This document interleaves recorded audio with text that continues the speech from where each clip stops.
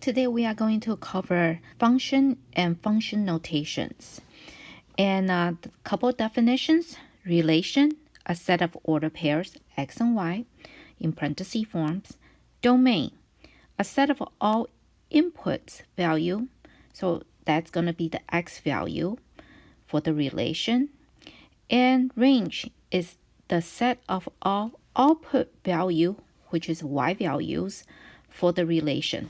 So I also want you guys to keep that in mind.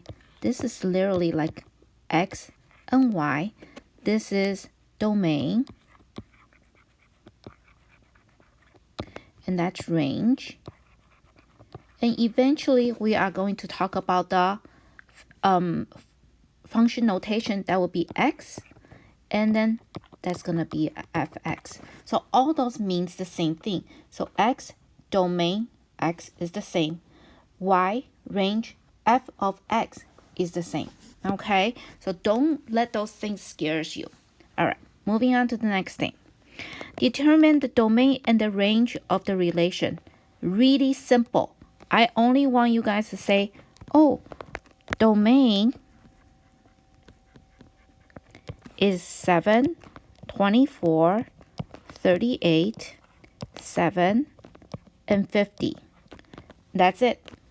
And range is going to be 2, -9, 2, 8, 8. Now, Ms. Wiesman, do I need to write it twice? No, you don't. But sometimes you do. But in this case, just listing it, you don't have to. So you can actually write it as, and that's going to be 7, 24, 38, 50. And your range is going to be 2, -9, and 8. Okay? So you guys try the second one, and I'll put the answer down. Okay, so number 2, the domain is the x value, 6, 16, 35, 6, and 59. So I only wrote down 6 once. And range is 4, -2, 2, and you don't even need to write down the 4 again. Sorry about that. So we can just write down the 2.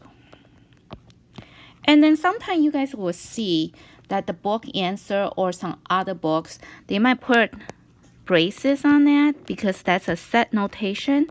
You can definitely put that there. If I can't put it down. Okay, so those are all acceptable.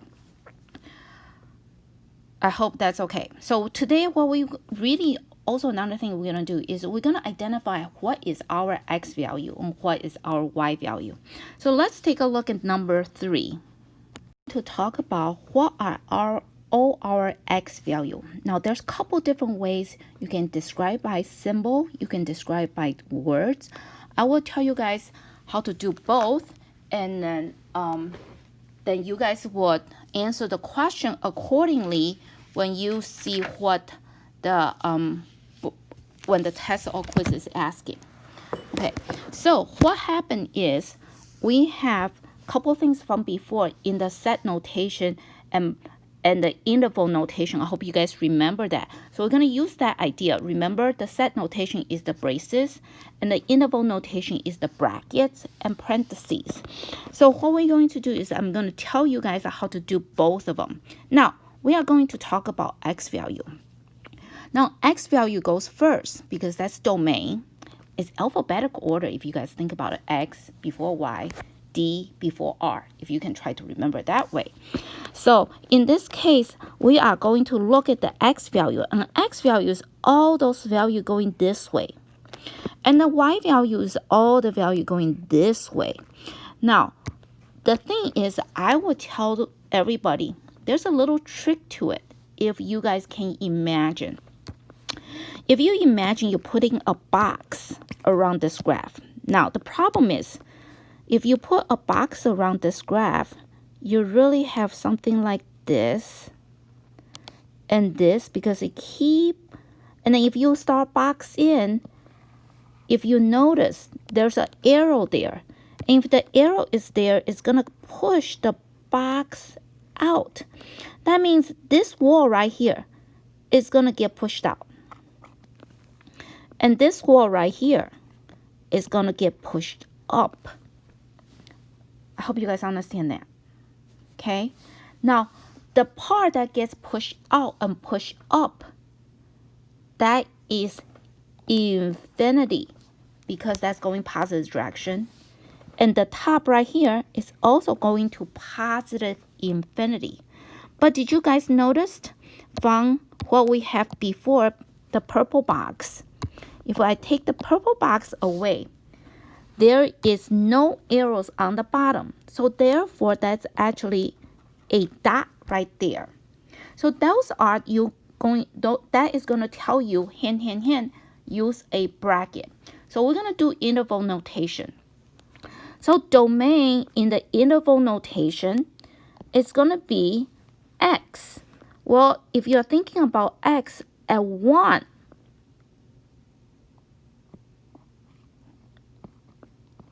and then how is it carry all the way through for all your x value? That's positive infinity. If you look at range, if you look it up from that dot, it's going to be at where? Well, it starts at y equals 0 because that is really comma y0. See that? That's your domain and that's your range, x and y. So y is going to start at 0 and going towards positive infinity. Set notation, you can write it as this. Domain is equal to, set notation is going to be x is greater than equal to 1. That's a set notation. And range is going to be y, and y is going to be greater than equal to 0. And I hope you guys remember, if we use an equal sign, that means the dot is colored in. It's not open circle. Okay? And there's also another way you can take a look at a problem like this. And I'm going to explain it to you again. Now, I also want you guys to think about it. The arrow is going towards the positive on x and positive on y. Okay? Some of you guys might already noticed. If you're looking at the x, if we are looking at the y.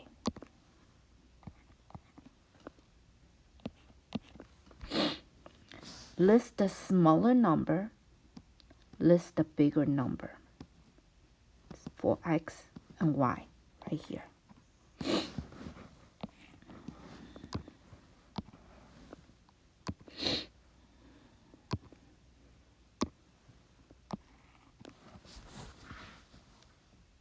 Okay, all right. Okay, now number 4. There's another easier way to think about this. I will actually write down all the corners or the turning points and all the ends. So if you guys can think about this as points, let's label all the points. So the points for this guy right here, that's going to be at 0, 1. And are you guys okay if I say this arrow keep on going? That's going to go to positive infinity, and positive infinity, that's x and that's y. Going towards positive side for the x, going to positive side for the y right there. Okay, then I'm also going to label this one, this arrow right here, and that's going to be going towards x this way.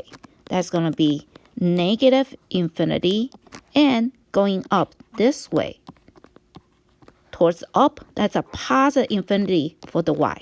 So that's x and that's y. Okay, so now because of that,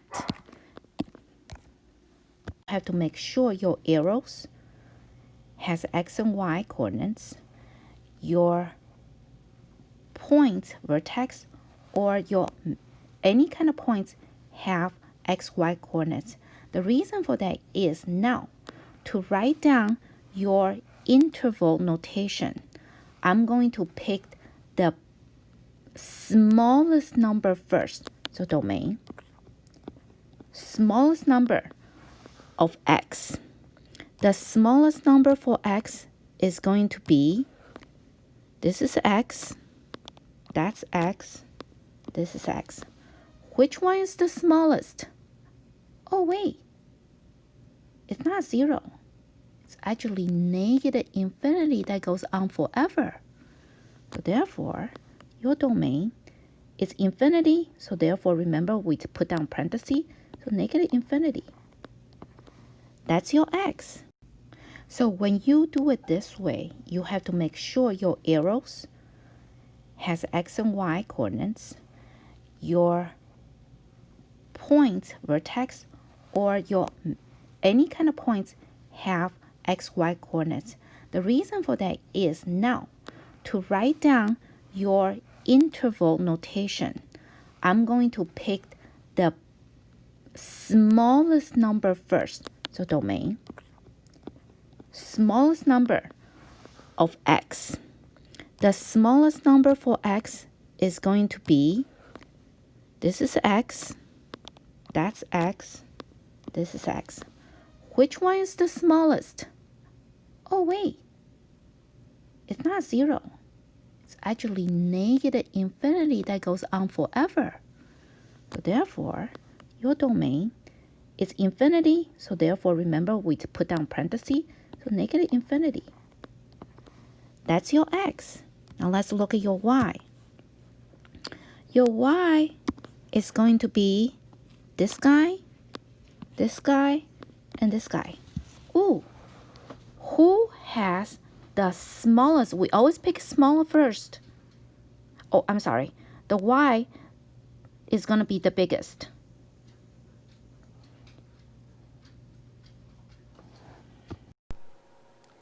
So if you actually look at the whole situation, I'm going to mark my x for you. This is your x, and that's your x, and this is your x. So for the domain, what you're going to do is going to be smallest x and the biggest x. So in this case, smallest x is negative infinity, 0, or positive infinity. Smallest x in this case will be negative infinity. And then the biggest x value is going to be positive infinity. Okay? And then the next part, if you take a look, the next, the y value. So I want to mark it in the y value for you. And let's use green. So this is the y value in green. Okay?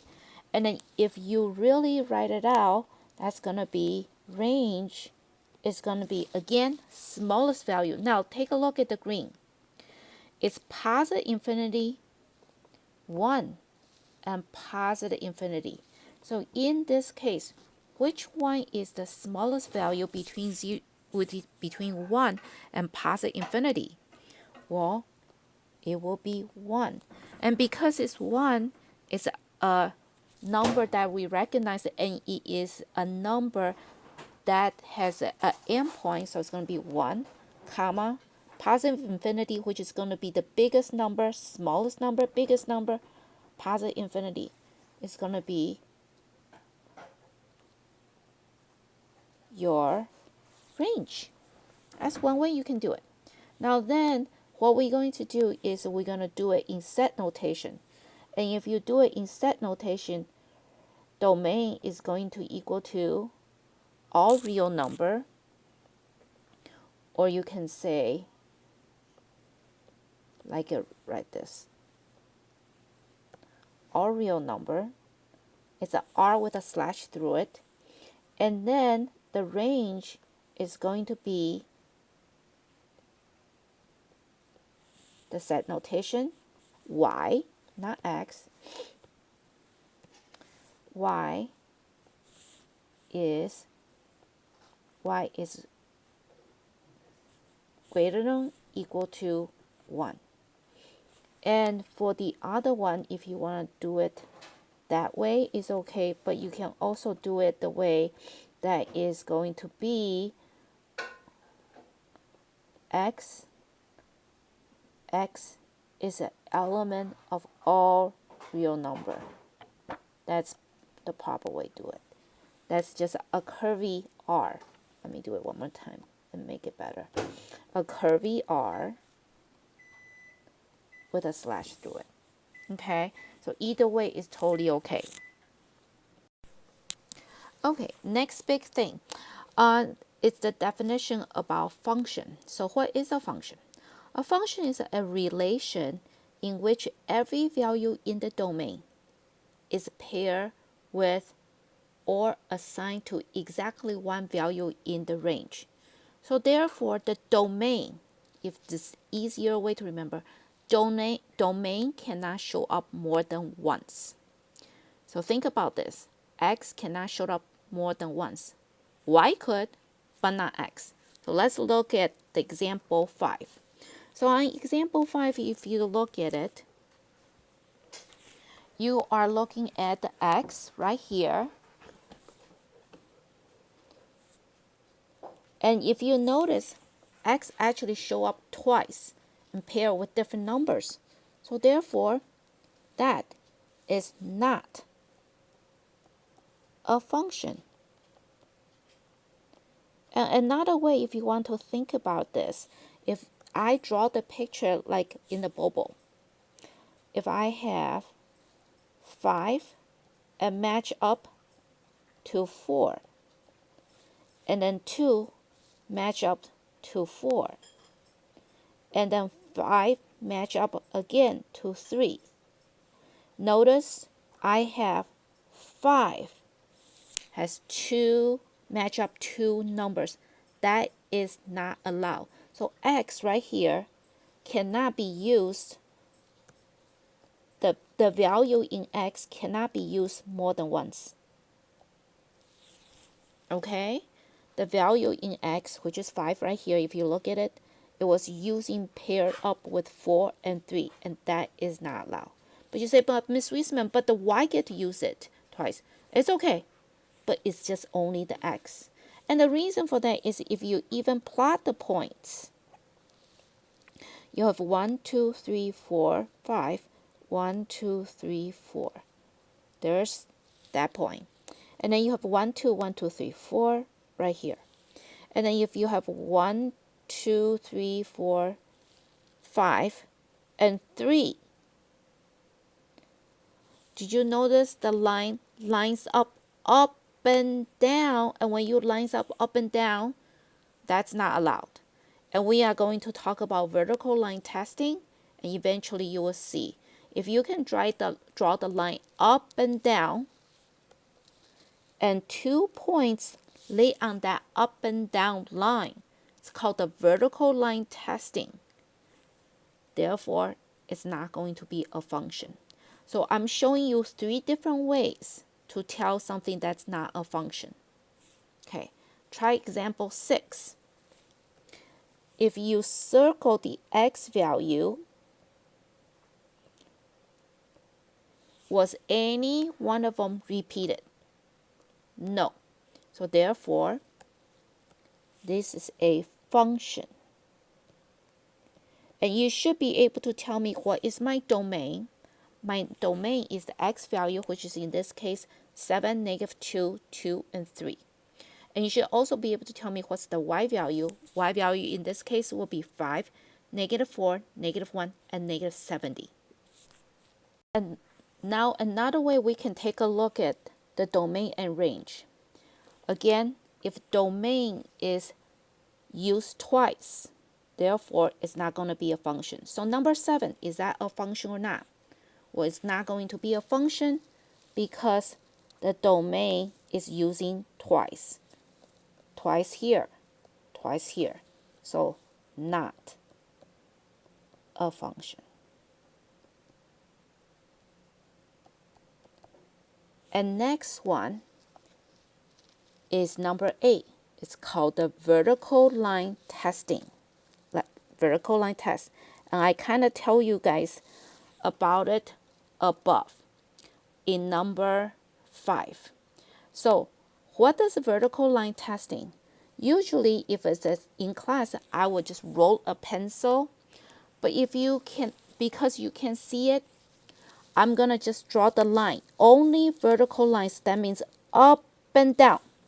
If I draw that line up and down and hit the graph at more than one place, in this case right here and right here, that means they failed the vertical line testing. So therefore, this is not a function.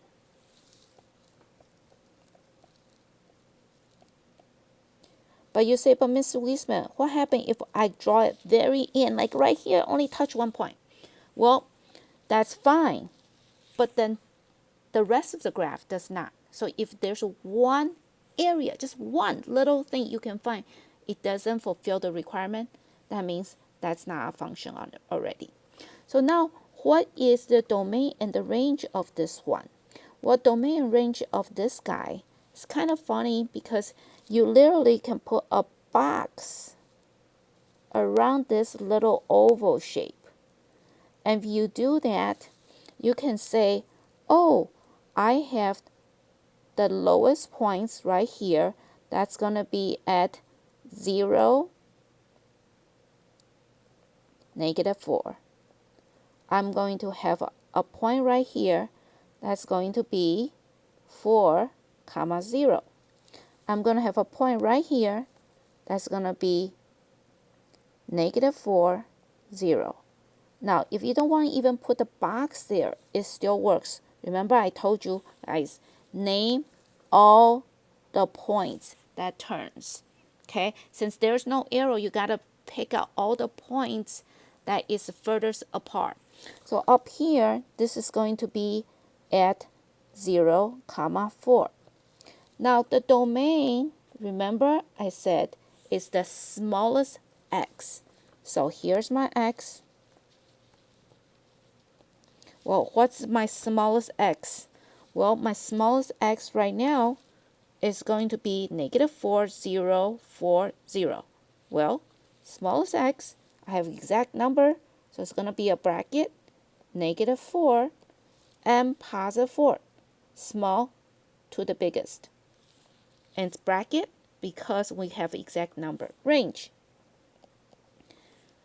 What is the smallest? What is the biggest? Well, the smallest is going to be, well, this is all the y value. What's my smallest? Oh, my smallest is -4, right here on the bottom. And what's the biggest one? +4. Again. Oh, I'm sorry, that's a 3 actually.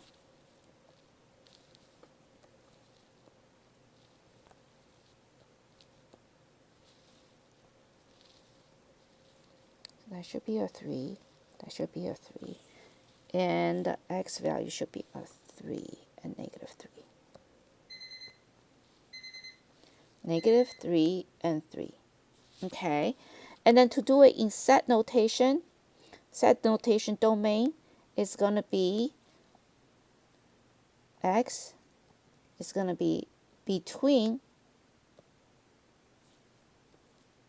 +3 and -3, and range is going to be the y value at -4 less than or equal to y less than or equal to 4.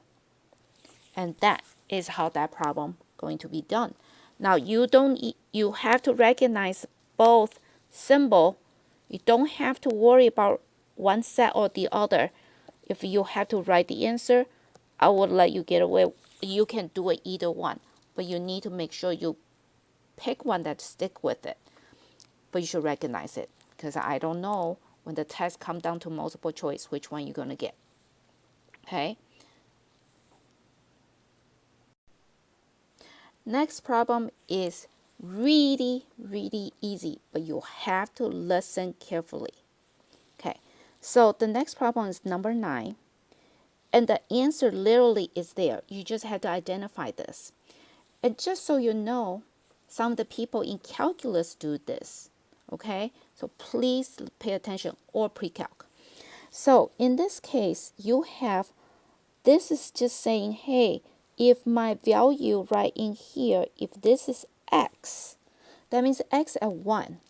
If you are looking at x at 1 right here, what is my y value going to be? My y value is going to be going up. Hey, Miss Wiesman, but that's an open circle. So I need to find one that's closed circle. So therefore the value is at 2. All right. So now next one I'm going to look at is 0. When x is at 0, what's my y value? When x is 0, x is 0 is right here. And what's my y value? Looking it up right here. That's going to be at 1. Okay. Next one. If x is at -4. Let's see. 1, 2, 3, 4. -4. X is at -4. Oh, I don't have anything. None.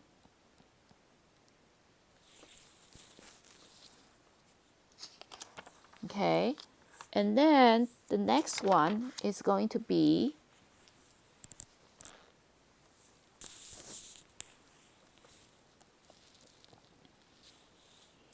f equals -3. -3 right here. None. Let's change that into a +3. So +3, let's go this way. 1, 2, 3. Right here is going up.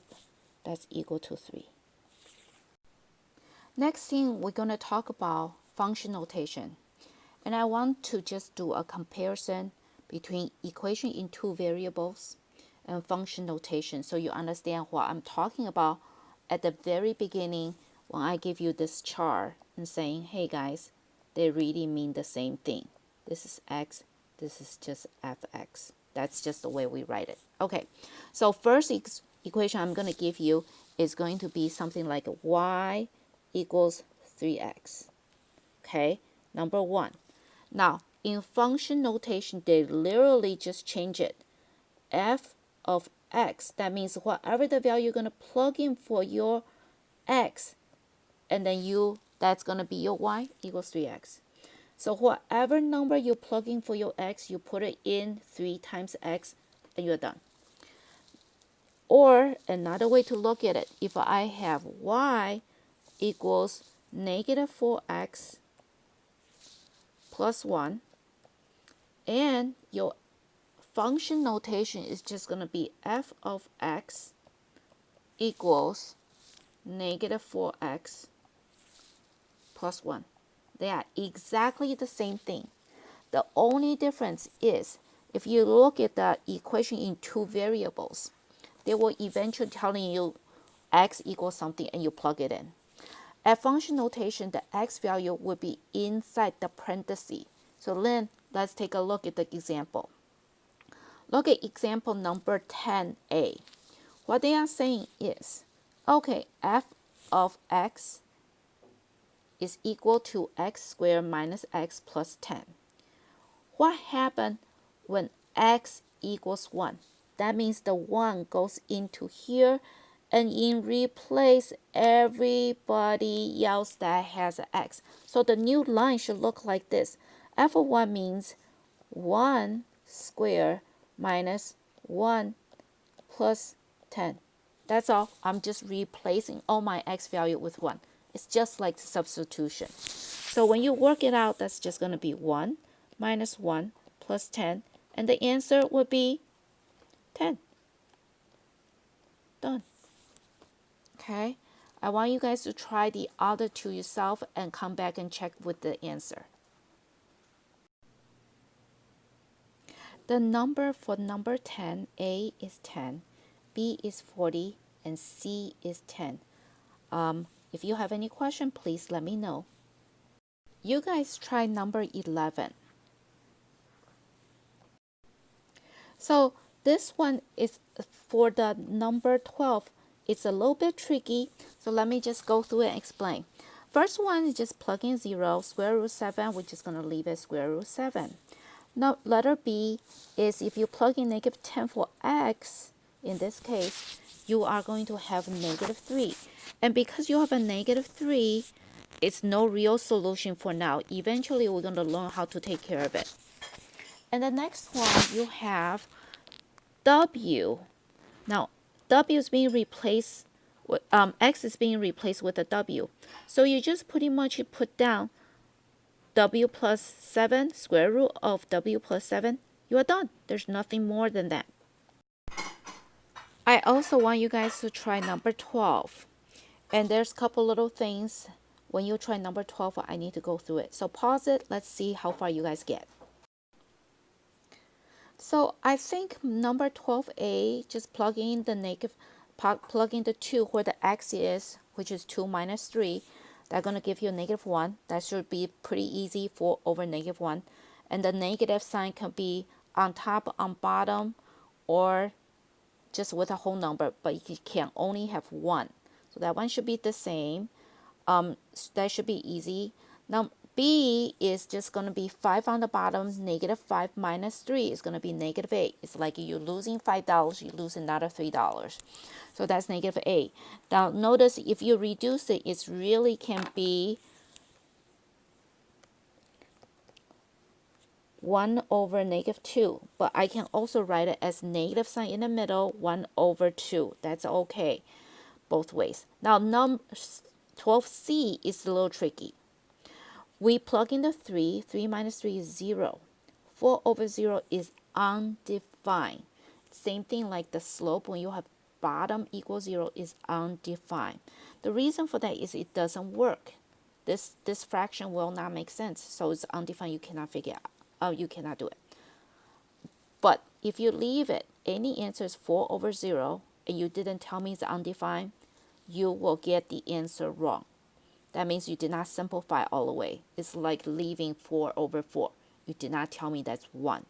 So if you are going to get this kind of answer, I want the word undefined. Very, very important. Okay? Next. So for example number 13, it's really again f of x equals negative 3 over 2x minus 2. I want you to pretend that's y equals negative 3 over 2x minus 2. So in this case by now you should know m is equal to negative 3 over 2, work the same way. B equals negative 2. So we should be able to plot the line b at negative 2 right here. And the slope is negative 3 over 2. So down 3, 1, 2, 3 over to the right 2, down 3 over right 2. And go the other way, you should be able to get up 3 over to the left 2, up 3 over to the left 2. And same thing. And then you draw the line.